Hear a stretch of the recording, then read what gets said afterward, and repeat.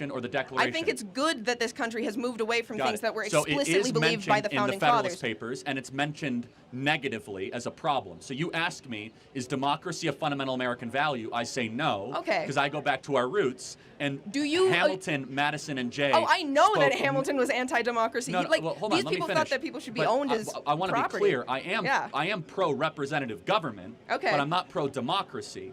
That's a big difference, and that distinction's important. But you asked very specifically about democracy, which is not an American value. It never has been and never should be, because what is democracy?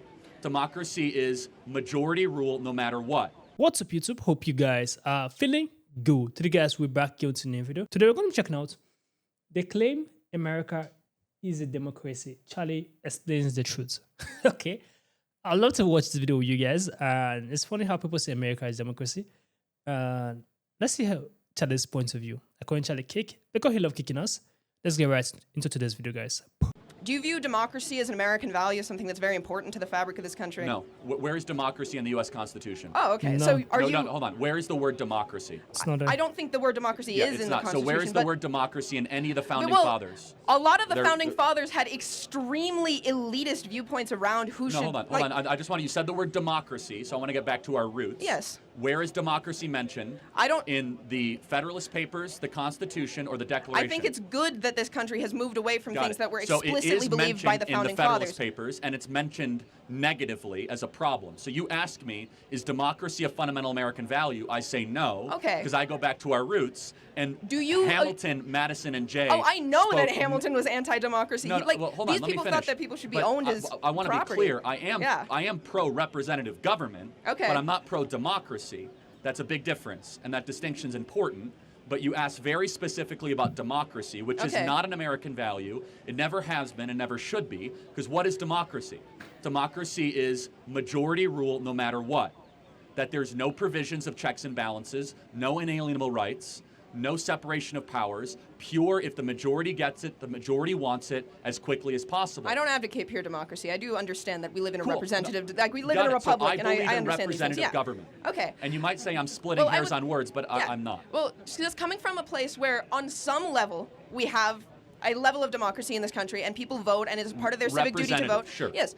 Do you not think it is in the greater interest of this country at large that its citizens are as educated as possible to therefore be able to participate in that system? I think they should be as wise as possible, and I don't think that education and wisdom are the same thing. Yeah, in fact, I understand. I think college disincentivizes the cultivation of wisdom.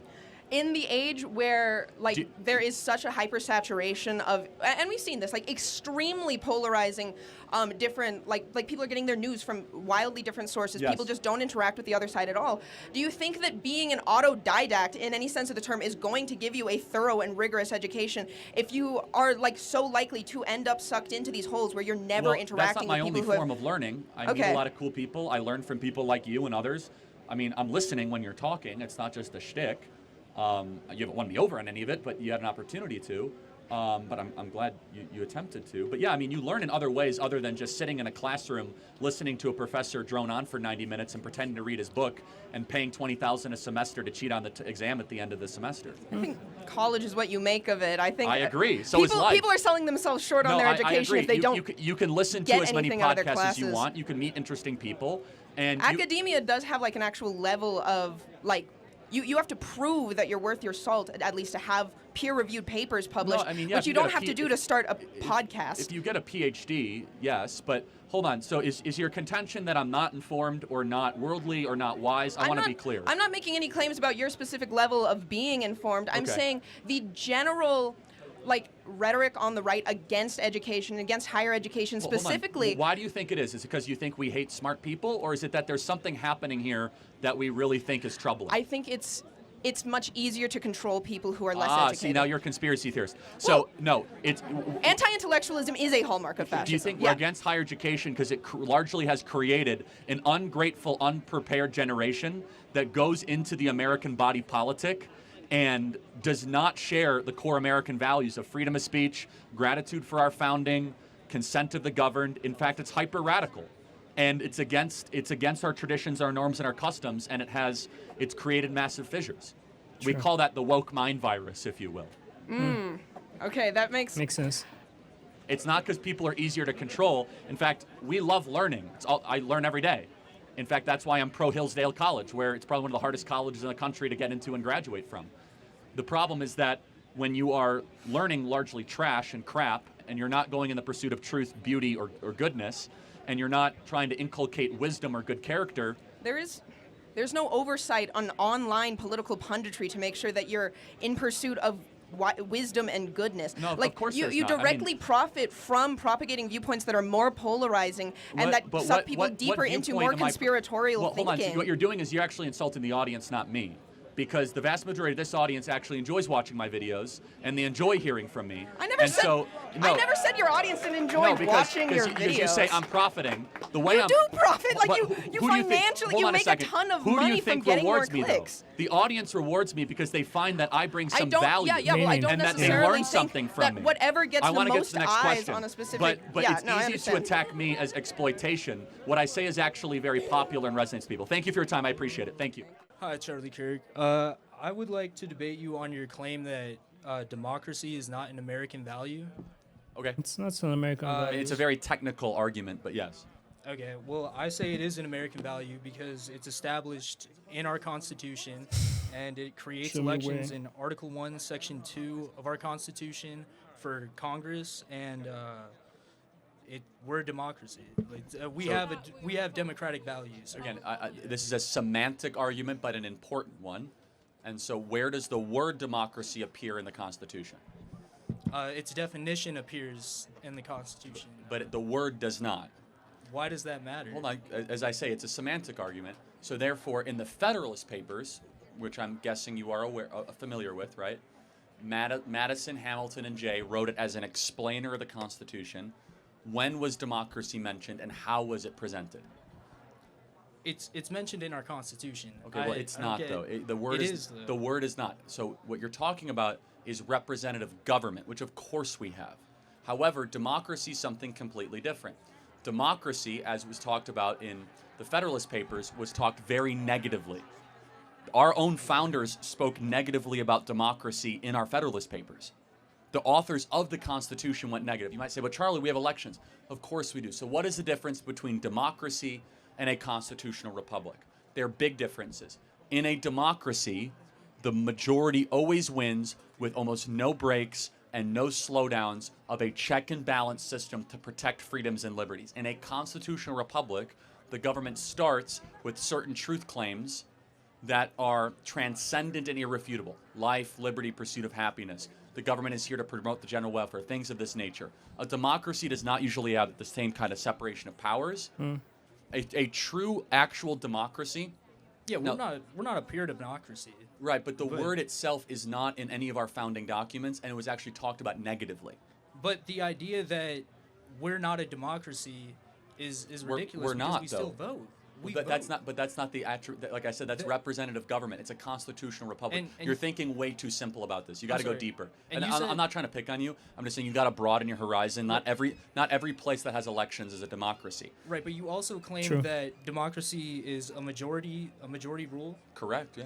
Do the presidents and do our politicians not have to win a majority amount of votes? No, they actually don't. They have to win a plurality of the electoral college. Electoral college, but that's not a majority of. No, actually, it's not. Think about it. You're actually not voting. You're voting for people to vote for you in the electoral college. You're actually voting for. No, that's different. That is a Republican. Hold on. A democracy is that you yourself would vote, and there's nothing in the middle. A small r Republican form of government is you vote for people to vote for you. That's what you do with the House, the Senate, and the Electoral College. You actually aren't voting yourself. You're voting for people to go vote for you. The Electoral College gathers to then go cast a vote on your behalf. That's actually not you voting. But that describes a representation, like representatives. Of course, we agree on representative. Right, and that's not a democracy. And we elect these representatives through democracy. No, okay. Again, this is semantics. I encourage you to do more research, man. I don't want to belabor this. It's the Constitution. I don't understand. Do you know what a republic is? Yes. Okay, well, tell me the difference between a republic and a democracy. So in a republic, you have representatives. And I'm not saying that we aren't both a republic and a democracy. In a democracy, we elect our leaders. In a republic, we elect representatives. So we vote for the representatives. Yeah, so we're a republic. In a democracy, for example, we vote. Let me tell you what a democracy looks like. They'd say, hey, today we're going to have an up or down vote on universal health care. Go to the ballot box. That's what a democracy. You vote. Every person will vote on every single issue in a democracy. Sure. A lot of ballot referendums, a lot of things of that nature. Now, states can look in more that way. I don't want to belabor this too much. I encourage you to just do more reading. But it's an American value. It clearly go states ask it. Grok. What did the founding fathers believe? Go to Grok and say, what did the founding fathers say about democracy in the Federalist Papers, and did the word democracy appear in the Constitution? That doesn't matter if democracy is specifically okay, so then let me ask you, what is democracy? Define it. Democracy is a system or government that's ran by elected leaders. That's not the definition of democracy. It isn't. Thank you very much. It's literally right here. The online definition is a system of government by the whole population. Or The whole all the population, exactly. You're right. I am right. That's not so what we that's- have. We that's- delegate our authority to elected leaders. And they still have to have a majority. Well, You still actually, need a they- majority of Congress to vote on a bill. No, they don't. You have That's- pluralities. We also you need actually 61% of the vote. In a Republican style of government, things are slower. They are arduous, and you have natural rights that are enshrined that the majority of the people cannot overturn. Thank you very much. I'm not going to keep on going this way. mutually exclusive? They are actually Like, at how are odds they- with one another. Again, this is not a civics course. You got to go do more research, man. This isn't about civics. You this have- is just basic. This is Again, basic. how about this? Go take 5 minutes, come back, and show me where the word democracy is in the Constitution. You can't find it because it doesn't exist. Thank you. It's simple. Every single time Charlie debates with people like this, it comes out the same thing. There's nothing called democracy. We're not in a democracy government. It's like it does not work. It's not in our constitution. It have never been. And even if it looks like, but it's not. I mean, as with democracy, people come out, majority wins the vote, boom, you're elected. Because some countries use ballot boxes, and that does not mean all countries practice the aspect of like democracy. There's not all countries who practice it. This student, I feel like he should go look deep into his civic and also make more research. Now we have Grok, we have ChatGPT. I think with a little bit of research, you tend to understand it. There's a middle party who votes for us, you understand? After you have cast your ballot, there's also a middle party who tend to come together to vote for the entire people. Let me call it like that. It's a bit tricky, you understand, but at the same time, we're not we don't practice that system of democracy.